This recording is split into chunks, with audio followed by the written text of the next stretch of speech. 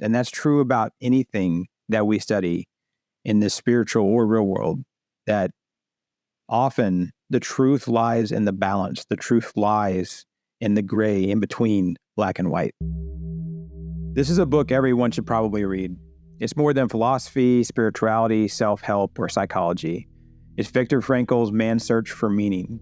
It gets into the heart of the human condition, who we are as individuals, ourselves, as a society. This is an emotional, hard-hitting story with the wisdom of the universe inside of it. It's deep, and it's going to touch your soul. Viktor Frankl was a Holocaust survivor.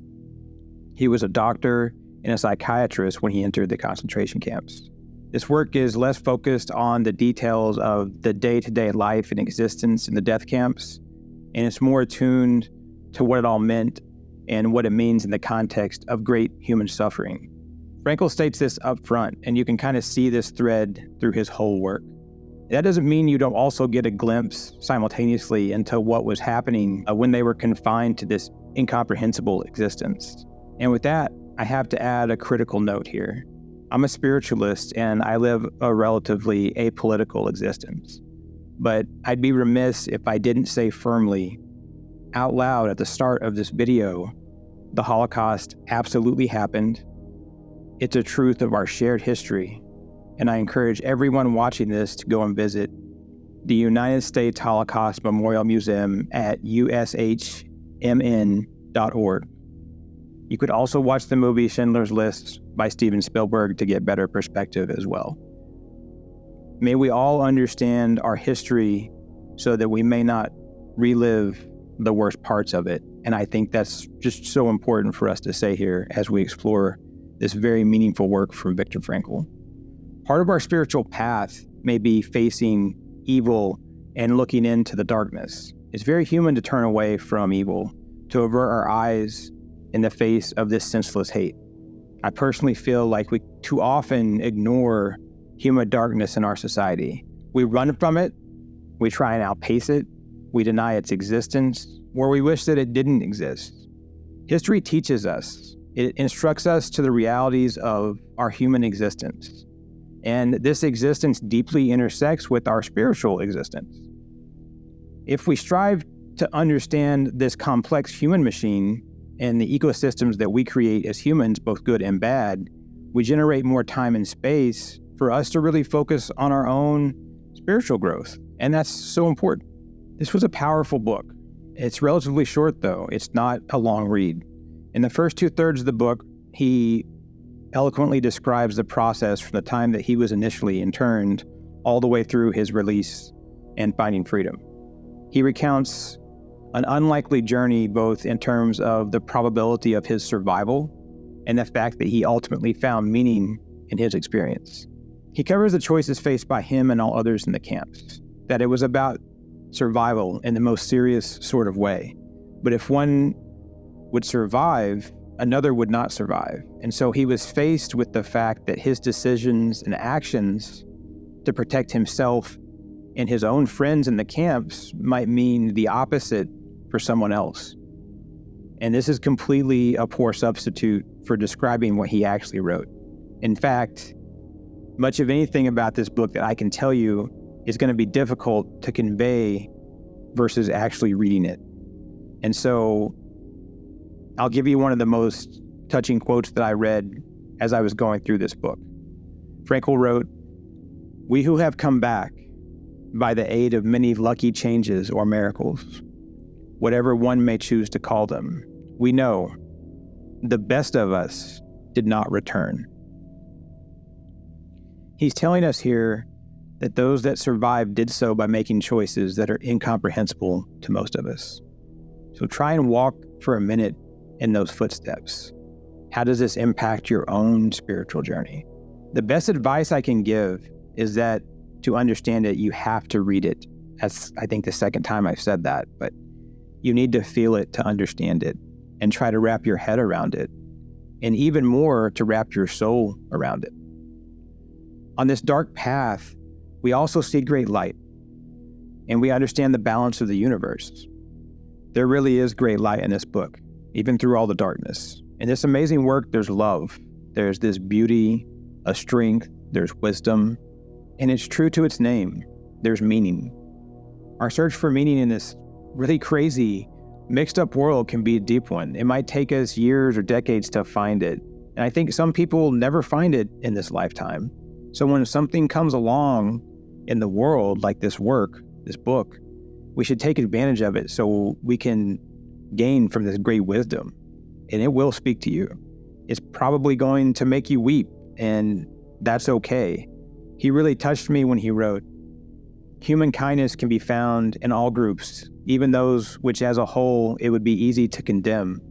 The boundaries between groups overlap, and we must not try to simplify matters by saying that these men were angels and those men were devils."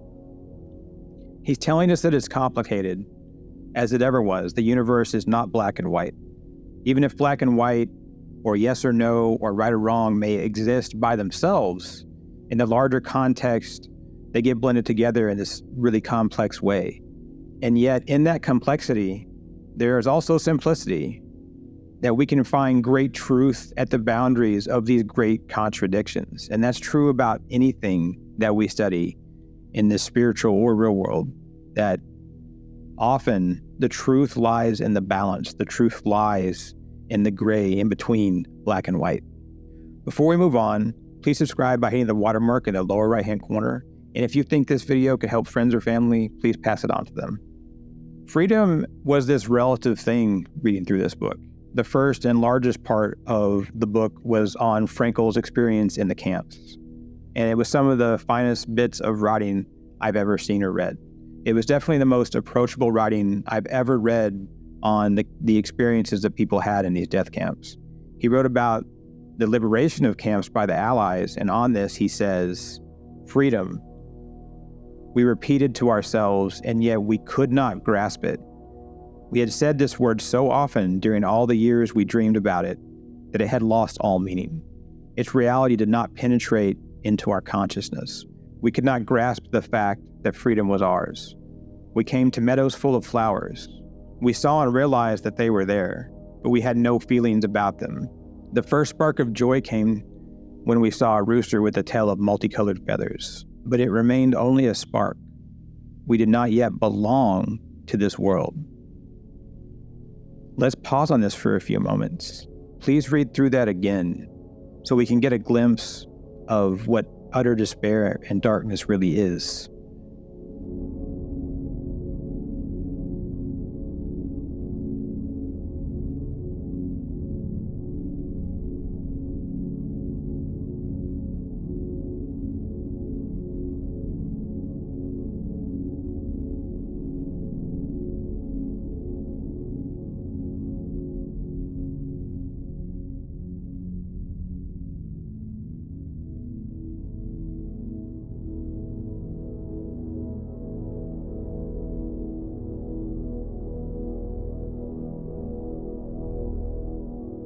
Frankl would go on to describe the bitterness of prisoners upon reaching freedom, that they'd shifted their reality in this incredible, indescribable way.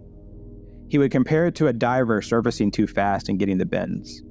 He said it was violent in its own way. This is great context for when we find our own selves emerging from the darkness. I've had my own journey in the swamp of sadness, and I would never compare my trauma as a soldier and civilian to 12 years in combat zones to what Frankl went through. There is no comparison. What he went through was way, way worse. But I can't, and you shouldn't be in the habit of comparing traumas or life experiences. So we have to look at our life and our experiences in the context of our own self and our own reality. So I try to relate my journey here that I've had to lessons that I learned from reading his work. And when I finally came home from all those years in the desert, I was out of this painful place, this swamp, but at the same time, I was still there. It wouldn't leave me, and I wouldn't leave it. So even if we've come out of this darkness to find we're standing in the light, we still might not see it. And so for a minute, reflect on that. If you've been in this dark place, have you left it? Has it left you? And then know that even if we don't see it, there's this light. if only that spark. Frankl talked about finding that spark of light once he found freedom. And so my message to you today, and his message, is to find that spark. It exists, even if it's only part of that universal light and eternal spark within you. That can't ever be lost. So even in those times when you can't see it or sense it, think about this spark that's within you, and think about this as something relatable to our current generations, whether it's Sam and Frodo carrying the elvish vial of light or Ron carrying Dumble's deluminator. Finding that light when we come out of our darkest moments may be this thing that saves us. You're that vial of light. You are that deluminator. So always know that you carry that light within and that you can use it when you most need it. Frankl came to a fork in the road, to a point where he had a choice to stay with his friends who were going to be sent to an outer, smaller camp, or to stay at the main camp. And he really grappled with this decision, and he decided to stay with his friends. And several who stayed at the main camp thought that Frankl was completely foolish, and they thought that he would surely perish after making this decision. He even thought that. But it turns out that if he'd stayed at that main camp with those people who thought he was crazy for leaving, he'd likely have died there. And so when he chose friendship and love, it saved him. I'm not sure a more beautiful message exists in this book. That's something that is just so powerful. Thinking about choosing loving kindness, choosing friendship can save you. He also talks about the present moment isn't always the place to be. This is a really complicated section that I'm going to discuss here. I very much believe that the present moment is this powerful thing on our spiritual path. In many ways, the present moment is all we have. But I think this sometimes can miss. And there's nothing that we can see in this universe as absolutes, really. So there comes a point at this intersection between our spiritual being and the real world where it kind of comes to a head. So in Frankl's experience, it was very much not about the present moment. It was deeply tied to his past. And the concept of a future had no definition to him. The present was this horrible horror that he couldn't really even describe. But the past was love. Even if the future didn't exist, the past had love in it, even if the present had horror. Because how can something without definition exist in this real realm?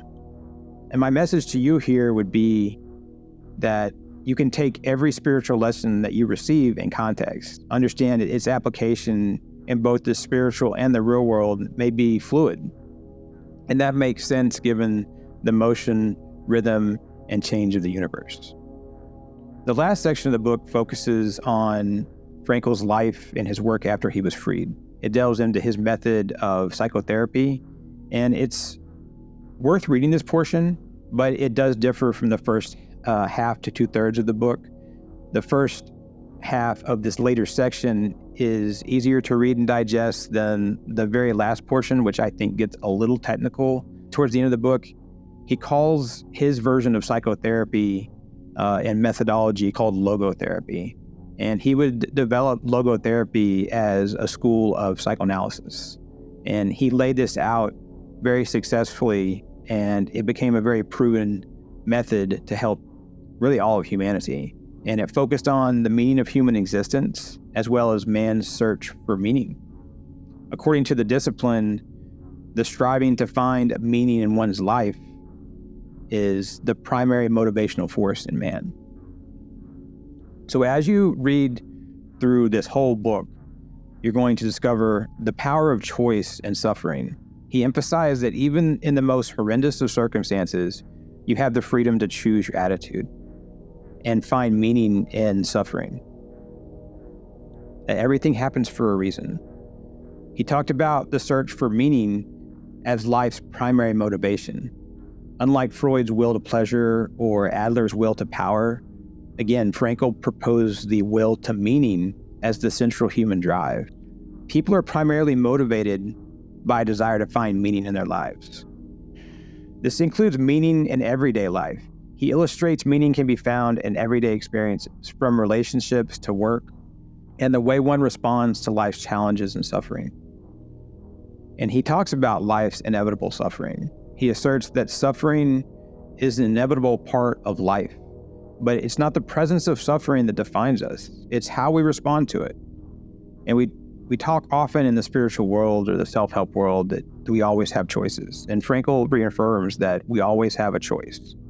And he discusses that finding meaning in suffering can lead to personal growth and fulfillment. As we get close to the end, I want to give you this bit from Frankl on success. Don't aim at success, he says. The more you aim at it and make it a target, the more you're going to miss it. For success, like happiness, cannot be pursued.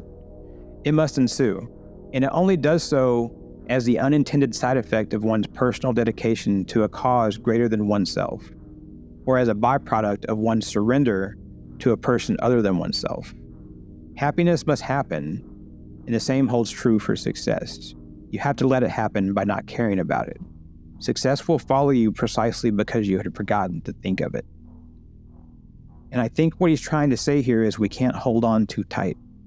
We have to take life as it comes to us and live it, find meaning in it, and that's how we proceed through this world and this reality that we occupy. This is such an emotional and moving subject. So what were your thoughts on this work? Please let me know in the comments and I will absolutely respond to you. Having a discussion is what this is all about. For a peaceful community where people can share their journeys and be themselves, have discussions about spirituality and subjects just like this, visit kishar.org. And please like this video if you'd like us to keep making content just like this. Until next time, I wish you peace on your journey.